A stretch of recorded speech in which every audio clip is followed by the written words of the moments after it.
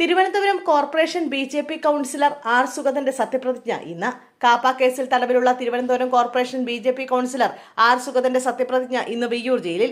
ചടങ്ങ് രാവിലെ 11-ന് ജയിൽ സൂപ്രണ്ടിന്റെ മുറിയിൽ നടക്കും. ജയിലിലെ സത്യപ്രതിജ്ഞ സംസ്ഥാനത്ത് ആദ്യമായാണ് നടക്കുന്നത്.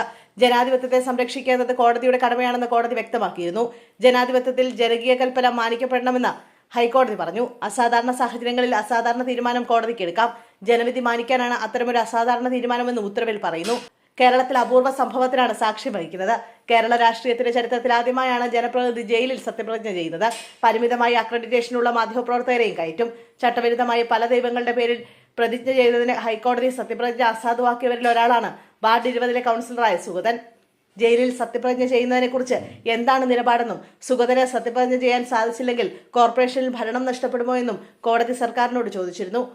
സുഗതനെ ജനങ്ങൾ തെരഞ്ഞെടുത്തതാണെന്ന കാര്യം അംഗീകരിക്കണം. തെരഞ്ഞെടുപ്പിന് മുമ്പേ ഉൾപ്പെട്ട കേസുകളിലല്ലേ സുഗതനെതിരെ കാപ്പ ചുമത്തിയെന്നും സർക്കാരിനോട് കോടതി ചോദിച്ചു. കോടതി നിർദ്ദേശിച്ചാൽ സൗകര്യമൊരുക്കാമെന്ന് സർക്കാരും അറിയിച്ചു. കാപ്പ പ്രതിക്ക് ഭരണഘടനാപരമായി ഒരവകാശവുമില്ലെന്നും സർക്കാർ അറിയിച്ചു. കഴിഞ്ഞ ജൂൺ 9 മുതൽ കാപ്പ ചുമത്തി നാടുകടത്തപ്പെട്ട ആർ. സുഗതൻ നിലവിൽ വിയ്യൂർ സെൻട്രൽ ജയിലിലാണ്.